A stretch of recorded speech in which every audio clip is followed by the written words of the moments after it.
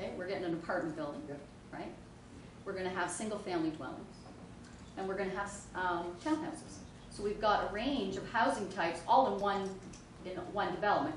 We don't necessarily have to have every development provide a range of housing, but we have to look at the big picture when we're planning for housing and ensure that we are satisfying all elements of housing need. Okay, so I understand that, and I remember how they were doing it back in the 90s. So further to that, it's still pretty general, or is it specific? For an example, we don't always have to. When you qualify something when we don't always have to, that means we might not, right? Right. Do you have internal guidelines within the OP, or do you have internal guidelines within your planning parameters that would encourage a RICE, using them as an example? How do you as our planner deal with that?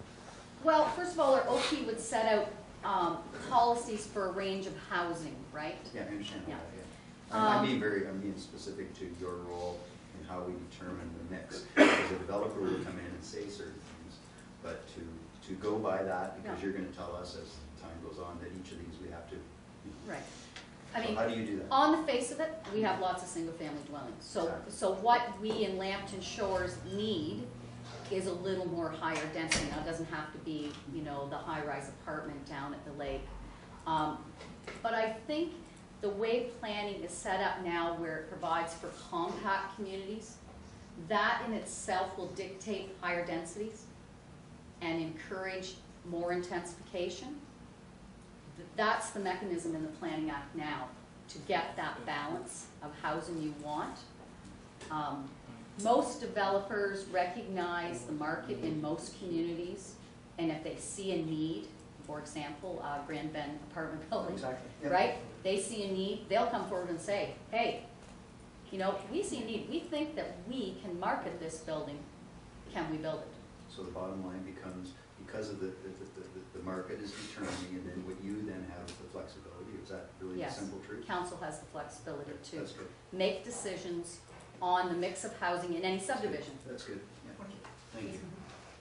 Yeah, so I'm just saying it out loud as I'm thinking it basically. So when we come up with a community design plan, and as a council we decide we want to have a trail or have a bike trail and things like that, that automatically we're assuming that we're going to have a mix of a higher density population in an area who can use these things and have availability to them. So part and parcel with us, without us actually thinking of so many houses, so many apartments, so many single residence houses and stuff, we're doing that automatically when we start thinking about how we want our towns to look with regards to pathways and transportation as well. So I guess it's all joined together. In a way, yes, we are. I mean, I'm not sure we're thinking that we need more people. I think the trend these days is towards healthy lifestyles, right? Mm-hmm.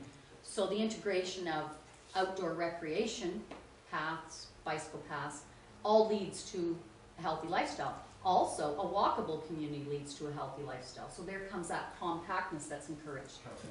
So yeah, sometimes the words don't really imply what it is we're trying, but it all seems to come together in the end. And that's very good, Martin, tying how the community improvement plans look at those things. Yes. Through you to the planner, Pat, I just have a question, because the high density, correct me if I'm wrong here, the high density has really come about, one of the factors is transportation. Is there transit there when you're putting in high density, especially in urban areas and in concentrated areas? Part of the attraction is if you have a mass transit program, it's easier to go high density, right? Okay. Yep. The other question I guess I have for out here, and I think we need, someone has mentioned it, I'm not sure, Councillor Underwood mentioned it earlier on with economic development. We really haven't had a discussion with our residents in some of our communities or areas, a recent discussion anyway, on where they see us going and how they want us to look in 5–10 years. And I'm thinking that high density sells great to the province and looks great on paper. I'm wondering, when I look at infrastructure in the north end, add 2 or 3 more 50-unit apartment buildings and good luck trying to get through town with the way that the road system is now. So I'm wondering for rural/urban areas if high density is more of a subjective thing in terms of fit as opposed to an edict from the province that says thou shalt. Well, I guess I'll comment in 2 ways. The apartment building built on rice lands is not high density, it's medium. Okay. So I see, as a planner in Lambton Shores, I don't see high density as being an option here. I agree with you. There really is not the need for it people won't like what it provides, but they may like the 3-story with the elevator. And I think that's why that was built there and why it's going to work there. The new official plan basically does not encourage higher density than that because it's out of character, it's out of scale.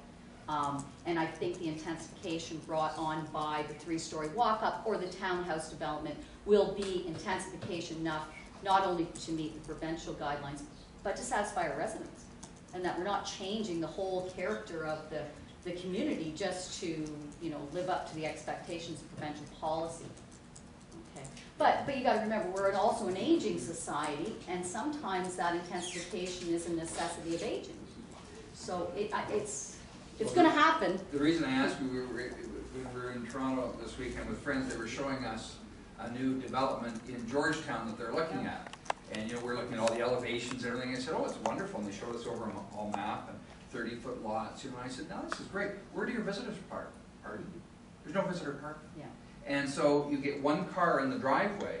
Well, where do your visitors park? And the roads are this wide. So, you know, I think, yeah, development, you know, we all know that development is bottom line profit. Nobody builds a development to go poor or break even. And I think that's one of the considerations of planning are those extras that will cost development profit. But And those are all the things that when we get to the, you know, down to the nitty-gritty planning, when we talk about, when I bring forward a subdivision application. You know, those are all the things we'll try and have a discussion about. Certainly if I'm concerned from a planning perspective that it's not going to work from a parking perspective, I will tell you that. Georgetown needs you. Well, They're going to scam you these need people. No.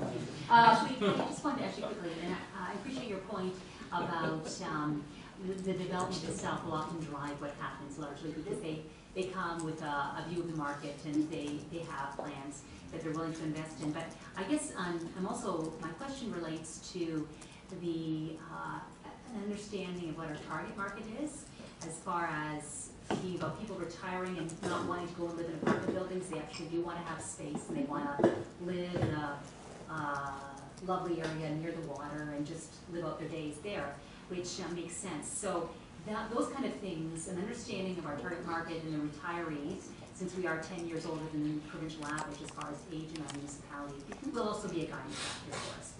Oh, absolutely. Sure. Yeah. Sure. I mean, I didn't want to leave the impression that developers drive what's built here. It goes back to that balance. We have to balance. We've got public and private people who want to promote a community and develop a community, so we work together to make sure the outcome satisfies the collective need, right? Yes, Dory. Also, when the provincial sets the standards and does things, when you look at the municipality of Lambton Shores as a whole, we have diverse communities doing different things. Some don't have a lot of room to develop. Some are farmland surrounding a little town that already exists with very few lots and potentially different things like that. So as a whole, when you consider what's going to happen and what's going, do you consider the whole of Lambton Shores? Or do you consider, like, do you look at Grand Bend as a whole? Or do you look at this subdivision in Lambton Shores? So that we fit into the differences, the variety of different things from the, you know, provincial acts giving you these directions, right? I look at all of it, Okay. all of it. Yeah. I have to look at the big picture in Lambton Shores. You have to look at the big picture in Lambton Shores. But we also have to recognize we do have small communities. Each has assets. Each has developable land. The one thing I'll tell you right now is we're way over designated in residential land. Way. We're 60 to 80 years over designated. Okay. So that's one of the things we're going to have to talk about because we have to direct development. We have to say where we want it to occur. We have to ensure that it's in keeping with the provisions of the provincial policy for all the reasons that we're talking about right now. So I look at the big picture and then the individual picture in each small community when we get a development proposal. Because an apartment building might grow in Grand Bend, which may have less lots available to do stuff. Maybe in Arcona, there's a farm that's been sold as a subdivision, and it could grow a lot more because it's smaller to begin with, right? So that's what okay. But we do look for balance in all and individual. We have to look at that.